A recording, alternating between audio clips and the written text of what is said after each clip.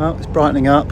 It's probably going to be one of those really hot days at about 20 odd degrees. Boat's been washed down and all of the soot's off around the vents. Could have done with rinsing it as I went, but I'm going. Well, it was a reasonable roof. Now it's a blotchy roof. Time for some Vactan.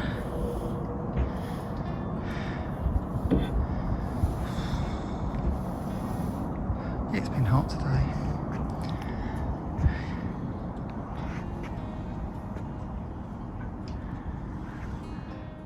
I'll go and give you a quick look at what we did. I didn't give much of a video of us doing it yesterday. Didn't seem to be much point. Just going to have a video of someone rubbing away for hours on end, or someone's arse in front of you on a camera. So didn't seem to be much point. So here we go. Just tap the screen again. So we've rubbed down. I'm not going to do this hatch yet. So we have rubbed it all down and we have given it a good Vactan treatment.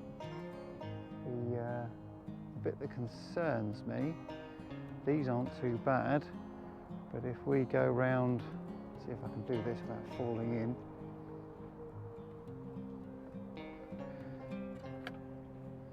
You get these little areas,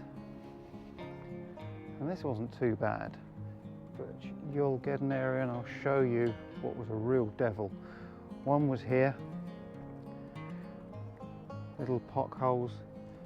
There's a dip here. I think it's where the two seams are welded, and they've obviously put this on. Looks like it was welded there to go across the middle, and there's lots of dinks there.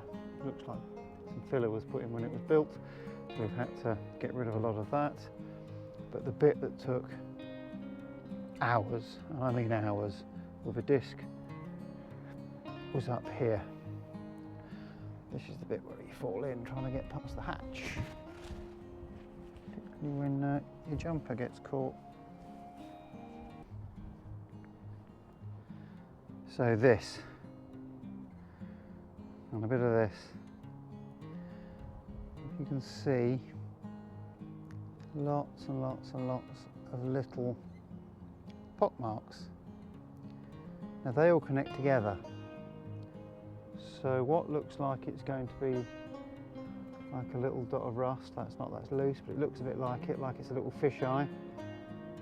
Get you gone before the primer hits. Spreads. So you start rubbing down here, and then you break out to here, and then you break out to here, and this was quite deeply pitted. So the trick is to continue to use a sander or a grinder. Grinder would have been quicker but more dusty. The sander was really good.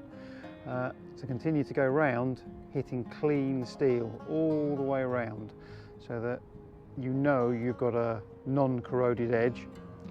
Then the Vactan went on last night. That's obviously had a chance to go off.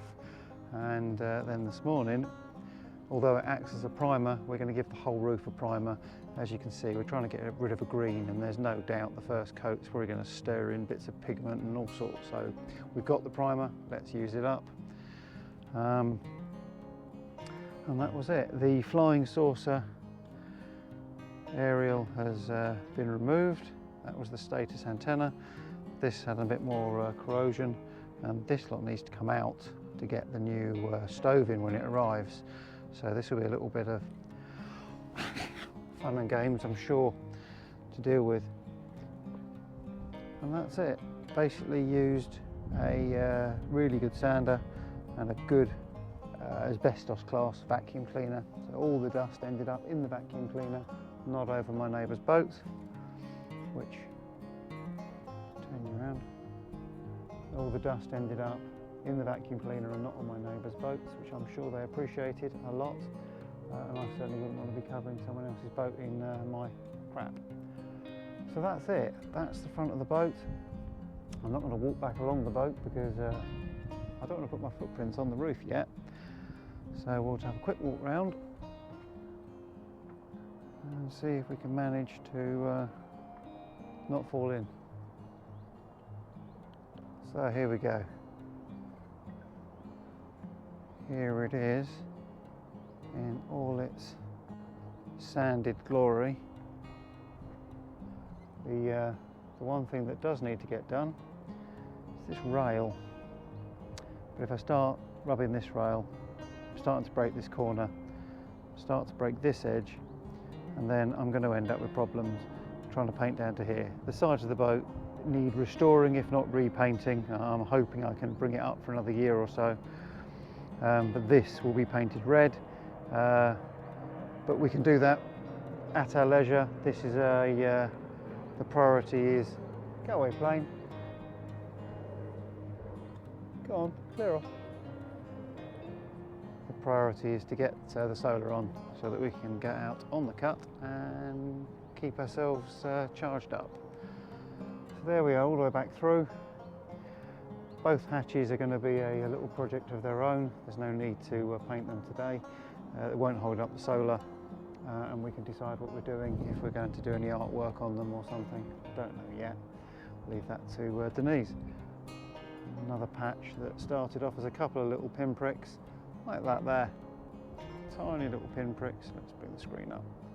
Little pinpricks, and you rub them down and they start to spread, and then it started there where you can see the pitting, and then slowly spread out, and you just have to keep going until you hit some clean steel. So some of the textured edges that are on here, you can see that was smooth, that had a slightly textured edge. We will have lost some of those. If I swing round to this boat here next to us, you see that, that's another Liverpool boat. That's the panel that would have been put across. Would have liked to keep it, but too much corrosion in the wrong places.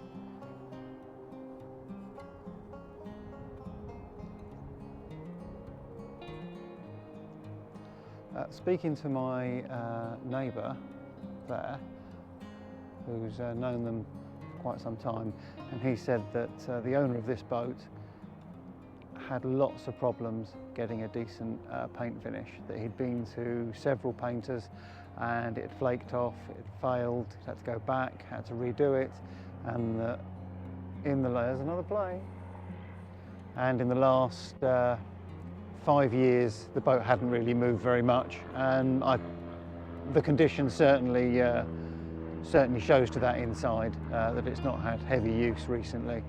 The stove was the most worrying bit. That'll be a separate video. Worrying from the surveyor's point of view, and also the fact there was a lot of soot around the vents. So my suspicion is that that was actually letting quite a lot out into the boat. I'm surprised carbon monoxide alarms weren't going off. It's pretty deadly, but we'll see that in another video. So that's it. I'm waiting for my wife to arrive so that we can get stuck into some primer. Definitely a two-handed job, just to, in case there's any disasters, have someone else around to assist. And I'll do another video when we've got the primer on. Bye for now.